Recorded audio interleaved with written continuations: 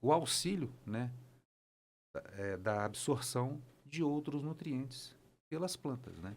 Então, assim, a matéria orgânica presente no solo vai fazer com que as plantas, né, absorvam com maior eficiência o nitrogênio, né, o fósforo, o potássio, né, que são aplicados no solo via de regra através lá de uma adubação química, né? Nós já falamos, você já falou um pouquinho, né, a respeito até, mas podemos aprofundar mais. Como Sim. que, né, a compostagem, ela contribui na redução dos impactos ambientais dos resíduos orgânicos urbano e industrial, né? Sim, com certeza. Então, assim, igual como eu disse, né, é, um processo de compostagem, ou seja, uma vez gerado o resíduo orgânico e uma vez esse resíduo orgânico separado, né, segregado, né, a destinação dele, ao invés de ir para um aterro ou para um lixão, por exemplo, tá, a gente vai pegar e transformar esse resíduo, vai transformar num material que a gente pode fazer uso dele, né, em benefício lá no solo e para a natureza. Tá? E E isso contribui com o quê? Com a vida útil do aterro sanitário. Então, imagina você lá numa cidade onde tem algumas fábricas algumas fábricas que processam alimentos, né, e que todo esse resíduo vai para o aterro sanitário. Né? Então, vamos supor que seja 50% do resíduo que vai para o aterro sanitário seja orgânico e seja passível de processamento e produção de fertilizante orgânico. Então, se um aterro ele foi dimensionado para 10 anos, né, e a gente retira a metade desses resíduos, a gente aumenta, consequentemente, a vida útil desse aterro. Né? Isso aí vai gerar benefícios ambientais do tipo não ocupar outra área para fazer aterro. Né? Uma outra consequência de não utilizar, né, ou de não destinar o resíduo orgânico para o aterro é a geração de chorume nos aterros sanitários, né, e contaminação de lençol freático. Tá? Então, assim, a gente trabalhar com o processo, né, de compostagem, né, o tratamento do resíduo orgânico, para que ele não seja destinado para aterro ou para lixão, né, a gente está fazendo benefício para a natureza, né, para o ambiente, tá? Para a sociedade, né, que a gente está processando um resíduo, né, e está transformando aquele resíduo num produto que vai ser utilizado lá pensando em grande escala, vai ser utilizado numa fazenda que utilizaria ou que reduziria o uso de adubação química, né? E a gente sabe, né? A adubação química basicamente ela advém da exploração de jazidas minerais, né? O nitrogênio a gente obtém do processo Acho que é industrial, isso. Acho que é isso até né? a próxima questão nossa Próximo aqui bloco, é. sobre. Não, aqui sobre. Já é a próxima Ah, questão nossa a respeito dessa diferença que aí você já pode vamos complementar, embora. né? Entre o orgânico e o químico. Sim, sim. Então, lá na agricultura, né, ou a dona de casa, né, a pessoa lá que vai cultivar alguma coisa, né, a planta para ela crescer, ela tem que ter algumas condições. A primeira é o suporte, né, que é a terra ou o potinho, né, ou por exemplo lá, imagina lá uma cultura hidropônica, né, tem um suporte lá com isopor ou qualquer outra coisa que vai dar suporte para a planta crescer, que é o apoio, né. E depois tem a parte de nutrição. A planta ela vai precisar de nutrientes para se desenvolver. Numa cultura hidropônica, por exemplo, esses nutrientes estão lá junto com a água, né, passando pelas raízes da planta e ali aqueles nutrientes sendo absorvidos pela planta. No solo acontece a mesma coisa. Então, um solo úmido, né, os nutrientes disponíveis, né, eles vão ser absorvidos pelas raízes da planta e a planta vai crescer. Né? Num solo onde, como eu disse, num solo onde tem pouca quantidade de matéria orgânica e um solo, por exemplo, bastante arenoso, o que acontece? A água ela percola pelo solo e arrasta ali os nutrientes. Então, às vezes, a pessoa vai lá, aduba o solo e não tem o resultado. Por quê? Ou às vezes faltou água, ou às vezes teve água em excesso e foi percolado o nutriente. Né? O nutriente, a pessoa aduba, né? O produtor vai lá, aduba o solo e o adubo não fica retido no solo. Tá? Aí o que que acontece? Ele vai plantar e a planta não vai crescer, né? A contento, né? Conforme a expectativa de produção que o agricultor ali esperava, né? Um solo bem estruturado, né, com partículas lá, que deixam um solo arejado e com disponibilização de nutrientes, tá? Facilita, né, a absorção dos nutrientes, nitrogênio, fósforo, magnésio, enxofre pelas plantas e elas vão crescer. Tá? A matéria orgânica, né, o fertilizante orgânico, ele exerce uma importância muito grande na estruturação do solo, tá? Porque ele favorece a estruturação do solo e, com isso, a absorção dos nutrientes. Tá? Via de regra, os nossos solos, para você ter uma ideia, o teor de matéria orgânica neles é em torno de 0,6%, 1% de matéria orgânica. Pra você ter uma ideia. Um solo, para começar a se falar em estrutura, né, um solo bem estruturado, o teor de matéria orgânica é a partir de 3%. Ou seja, os nossos solos são deficientes ali na ordem ali de 20 até 30% em termos de presença dessa matéria orgânica no solo. Ou seja, então a deficiência aí na ordem aí de 70% a 80% de matéria orgânica nos nossos solos. E o que se faz então para compensar isso, para voltar com essa matéria orgânica no solo? Né? Eu quero lembrar que a gente está falando aí de solos onde você tem uma agricultura contínua. Lá na floresta isso não vai acontecer, porque as folhinhas estão caindo ali, estão decompondo, né? Está crescendo mais uma árvore, está caindo mais folha. Então há uma ciclagem ali natural, né? Mas na agricultura não. Na agricultura há uma exportação muito grande de nutriente e de matéria orgânica, né? Então, assim, a planta cresce, o agricultor vai lá e tira, processa e vai colocar na mesa de alguém para se alimentar, não é verdade? Então, há uma extração. Então, tem que voltar com alguma coisa para o solo. Tá? Então, nesse pensamento, a gente tem aí, igual eu disse, né, os solos nossos aí com uma deficiência em torno aí de 70%, 80% de matéria orgânica, de carbono orgânico. Ou seja, há necessidade de se fazer alguma coisa para complementar esse carbono orgânico no solo. Né? Via de regra, o que os agricultores fazem? Eles vão lá fazer adubação verde. Chega na época em que a gente tem, principalmente no Brasil, né, clima tropical, que a gente tem uma insolação baixa, né, que é na época do inverno, né, então vai plantar alguma coisa lá, né, alguma cultura, tipo aveia ou coisa assim, para quê? Para fazer uma adubação. Então aquela matéria orgânica ficar ali no solo e enriquecer o solo com carbono. Tá? Uma outra alternativa seria jogar o composto orgânico, o fertilizante orgânico. Hoje, o que a gente tem de produção de fertilizante orgânico, né, ela é insignificante. Tá? Ou seja, a quantidade de fertilizante orgânico que é produzida e comercializada, ela é insignificante em virtude da demanda. Né? Tá? E há também uma falta de uso do fertilizante orgânico por parte do agricultor. O agricultor ele prefere fazer uso do fertilizante químico, né? Porque ele é mais concentrado, tá? E ele é formulado conforme a demanda daquele solo e a exigência da planta, né? Mais fácil de aplicar, né? Então acaba tendo uma preferência pelo uso do fertilizante químico. Tá? O fertilizante orgânico não vai substituir o fertilizante químico. Tá? Ele vai complementar e vice-versa. Né? Tá, eu vou adubar o meu solo com fertilizante químico. Beleza. Vê lá quanto de carbono que tem no solo. Ah, está com 0,6. Então, eu vou complementar e colocar para chegar pelo menos até 3. Qual a consequência disso? A redução da aplicação de fertilizante químico. Tá? E assim segue. Né? Perfeito. Marlúcio, vamos agora para o segundo bloco sobre processos e tecnologias.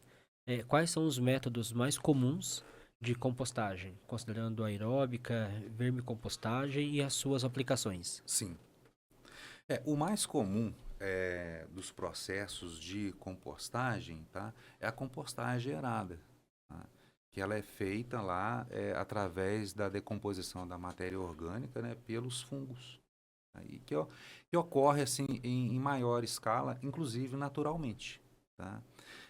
A decomposição da matéria orgânica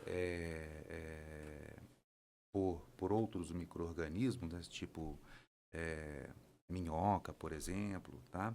Que é a parte de vermicultura, vai gerar também composto orgânico, só que é um processo mais em escala menor, né? E o foco, às vezes, é a produção de um produto diferenciado, tá? Com um produto com melhor degradação da matéria orgânica do que com a compostagem aeróbica. Tá? A compostagem aeróbica a gente desenvolve em grande escala, né? É comum desenvolver em grande escala. Aqui, por exemplo, em Pouso Alegre, né? Eu esqueci de comentar. Não, acho que falei no início aqui da X3, estão 5 anos que a gente está trabalhando. A X3, o processo de compostagem lá é com compostagem aeróbica, é o uso de fungos principalmente para a degradação da matéria orgânica. Tá? O processo de vermicultura, né, de compostagem através da vermicultura, geralmente é feito em casa, tá? Com alguns potes, inclusive na internet, se a gente pesquisar lá, tem venda de kits, né, de compostagem, né? Pesquisar lá no YouTube, vai ter vários vídeos falando lá sobre compostagem. Tá? Então isso é muito comum para fazer em escalas pequenas, né? Em casa, lá pela dona de casa que quer ter um composto bem degradado, né? Bem mineralizado, para jogar lá nas plantinhas dela, na horta. Tá? Mas a gente falando assim, em processo em grande escala, né, para transformar a quantidade de resíduo que é gerada, tá? Aí já vai para a compostagem aerada, tá? Com utilização lá de fungos decompositores. Tá? Perfeito. E quais são os parâmetros essenciais para o sucesso da compostagem?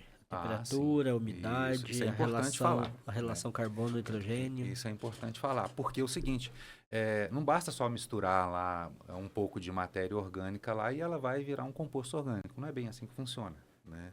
Se a gente pegar lá um pouquinho de resto de alimento lá, vou pegar um pouquinho de resto de alimento aqui, misturar com um pouquinho de pó de serra e colocar na geladeira, não vai virar composto orgânico, né?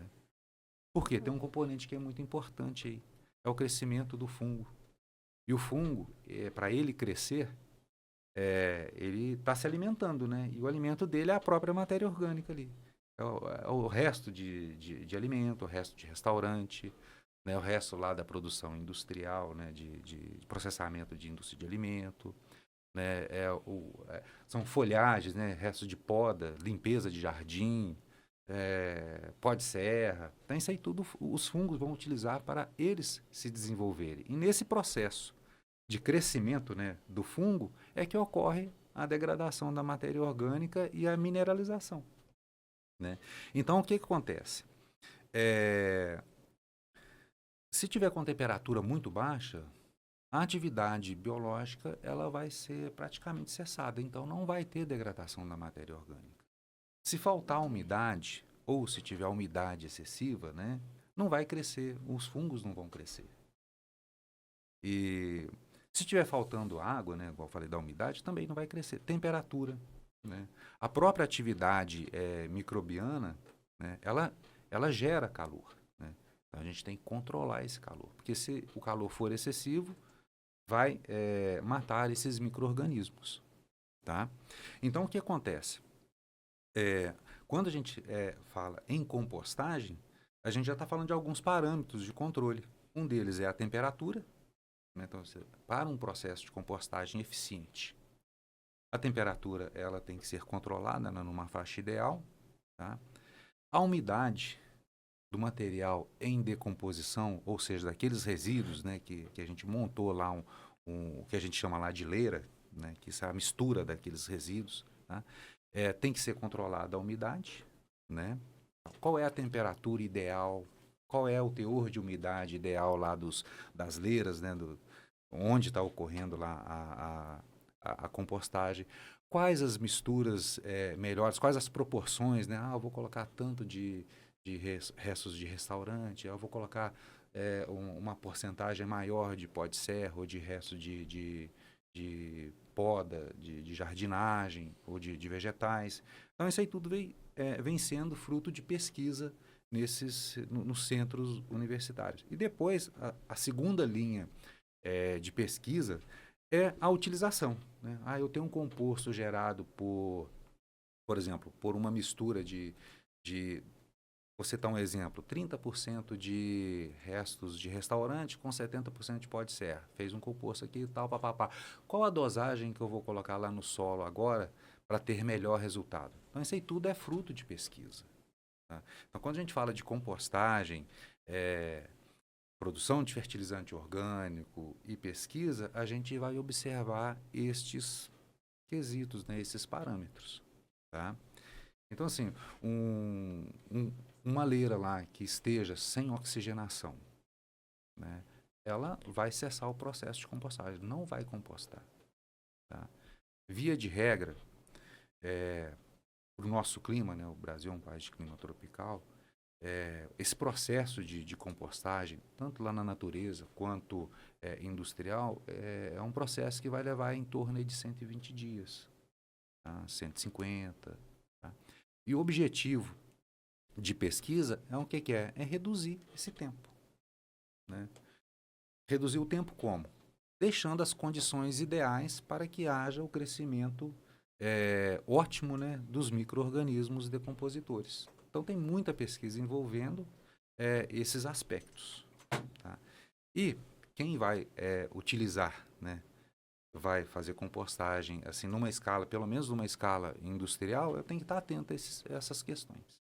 Tá? Ô Marlúcio, dentro da escala industrial que você falou, como que é feito o controle de odores e pragas durante a compostagem? Tá.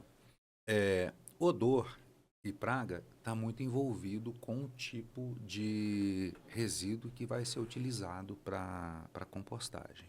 Tá? Os resíduos que são muito ricos em proteína, né? Então a gente está falando de processamento industrial, do abate de animais, tá? Frigoríficos, tá? Gera o resíduo muito rico em proteína. Né? E a degradação da proteína e principalmente do nitrogênio que está inserido dentro da proteína vai gerar odor. Né? Esse odor, ele é natural. Né? Ele é natural. Só que ele incomoda. Né? Então, o que acontece? Para o controle de odor num processo de compostagem, a primeira coisa que a gente tem que fazer é, utilizar a quantidade adequada, né, ou a proporção adequada desses resíduos que são ricos em proteína. Né? Então, o que eu quero dizer com isso? Se a recepção de resíduo numa unidade for só proteína, vai gerar muito odor e praticamente não vai ter como controlar isso. Porque está faltando outros materiais. Tá? Então, uma das primeiras alternativas aí é a gente controlar a entrada dos resíduos que são muito ricos em proteína. Né? E fazer o que a gente chama de blendagem do resíduo, né? Uma blendagem adequada, tá? Entre o resíduo rico em proteína e os outros resíduos orgânicos. Tá? Há algumas técnicas aí de pulverização, tá? De eliminadores de odores. Né? Então, assim, às vezes não tem como. Tá? Uma fábrica, por exemplo, ou um abatedouro de animais que tem um processo de compostagem na unidade dele lá. O que vai ter mais lá vai ser resíduo rico em proteína, né? Então, ele vai utilizar de outras alternativas, né? E essas outras alternativas são pulverizadores de desodorizadores. Tá? Então, igual a gente tem lá na nossa casa lá o Bom Ar, né? Sim. Ele vai aplicar isso aí lá também nas leiras, né? Na área onde ele faz a compostagem. Porque senão vai gerar odor. Perfeito.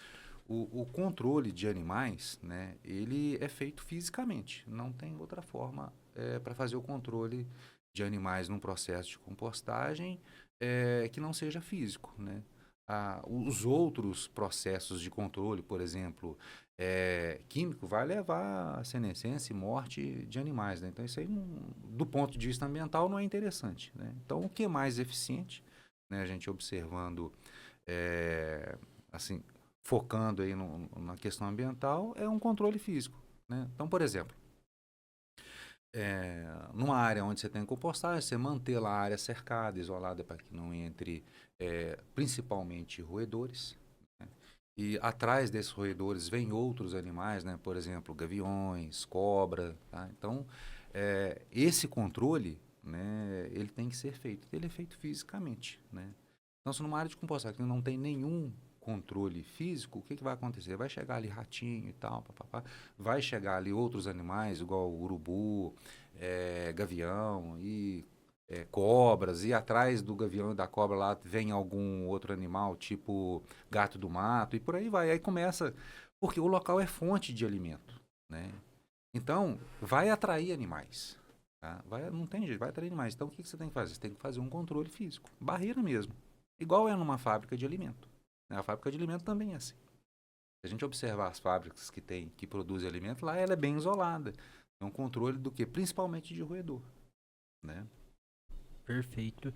E quais as tecnologias e equipamentos inovadores têm sido utilizados em sistemas de compostagens modernos? Aí vai depender, né, o uso a principal tecnologia envolvendo o processo de compostagem, qual que é? É o conhecimento, né, desse processo biológico, né? Essa é a principal tecnologia, né? Mas assim, a gente falando em termos de equipamentos, né, hoje, né, com o conhecimento tecnológico que a sociedade tem, então desenvolve-se vários equipamentos, né? Por exemplo, tem equipamentos para receber e separar os resíduos orgânicos, né, que às vezes vem misturado com sacos plásticos e tal. Então, tem um equipamento destinado à separação desses resíduos e fazer a compostagem somente com a matéria orgânica, né? Então, tem alguns equipamentos que selecionam isso aí automaticamente, tá? Isso é muito utilizado nas fábricas ou nas empresas que fazem descaracterização de produtos não conformes, por exemplo, né?